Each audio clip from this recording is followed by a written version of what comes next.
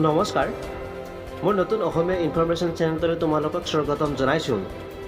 গোটত থকা মহিলাসকলৰ বাবে আহিলে এটা ভাল খবৰ, কিন্তু সাৱধান, আপোনাৰ মোবাইল ফোনত ভেৰিফাই SMS আহিছেনে নাই? যদি আহিছে, আপুনি তাৰ পিছতো পইচা নাপাব। যদি আপুনি এইবোৰ ভুল কৰিছে, তোমালোকক মই জনাই আছোঁ আপোনালোকৰ কি কি প্ৰয়োজন হ'ব। মুখ্যমন্ত্ৰী মহিলা উদ্যমিতা আঁচনিৰ বাবে যোগ্যতাৰ মাপকাঠি। অসম চৰকাৰে মুখ্যমন্ত্ৰী মহিলা উদ্যমিতা আঁচনিৰ বাবে এক উন্নত যোগ্যতাৰ মাপকাঠি স্থাপন কৰিছে। তলত এই আঁচনিৰ বাবে যোগ্যতাৰ চৰ্চাসমূহ ফ্ৰেমৱৰ্কত কৰা হৈছে। মই ইয়াত তোমালোকক দেখাই আছোঁ। তোমালোকে চোৱা, আবেদনকাৰী অসম ৰাজ্যৰ স্থায়ী বাসিন্দা বাসস্থান হ'ব লাগিব। সাধাৰণ আৰু OBC অন্য পিছপৰা শ্ৰেণীৰ অন্তৰ্ভুক্ত মহিলাৰ 3টাকৈ অধিক সন্তান হ'ব নালাগিব। অৱশ্যে মৰাণ আৰু মটক আৰু চাহ জনজাতিৰ সম্প্ৰদায়ৰ মহিলাসকলক ৰেহাই দিয়া হৈছে। 4টাকৈ অধিক সন্তান নথকা অনুসূচিত জাতি মহিলা আৰু অনুসূচিত জনজাতি মহিলাসকলৰ এই আঁচনিৰ অধীনত সুবিধা লাভৰ যোগ্যতা হ'ব।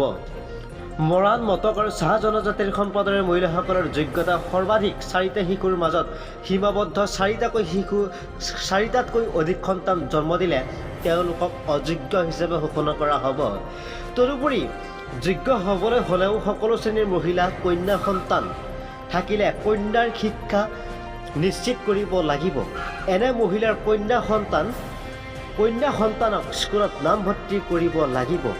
যদি নহয় তেন্তে তেওঁলোকৰ ভৱিষ্যতে তেওঁলোকৰ কন্যা সন্তানক স্কুলত নামভৰ্তি কৰা হ'ব বুলি সুৰক্ষিত প্ৰতিশ্ৰুতি দাখিল কৰিব লাগিব। ইয়াৰ উপৰিও যিসকল মহিলাই মুখ্যমন্ত্ৰী মহিলা উদ্যমিতা আঁচনিৰ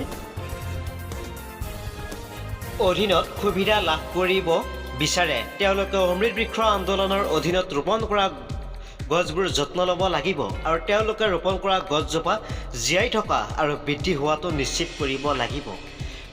এইখিনি চৰ্ত তোমালোকক বান্ধি দিয়া হৈছে আৰু এইখিনি চৰ্ত যদি তোমালোকৰ হয়, তেতিয়াহ'লে তোমালোকে নিশ্চয় 10,000 টকা তোমালোকে পাব। আৰু তোমালোকৰ বেংক একাউণ্টত যদি কিবা প্ৰব্লেম হৈ আছে, তেতিয়াহ'লে তোমালোকে এতিয়াই ঠিক কৰি ল'বা, কাৰণ পোনপটীয়াকৈ তোমালোকৰ একাউণ্টত 10,000 টকা প্ৰেৰণ কৰি দিয়া হ'ব। সেয়েহে তোমালোকৰ বেংক একাউণ্টটো তোমালোকে প্ৰথমতে মজবুত কৰি লোৱা আৰু ক'ৰবাত যদি কিবা প্ৰব্লেম হৈছে তোমালোকে এতিয়াই ঠিক কৰি ভাল কৰি লোৱা, তেতিয়াহে পইচাটো পাব।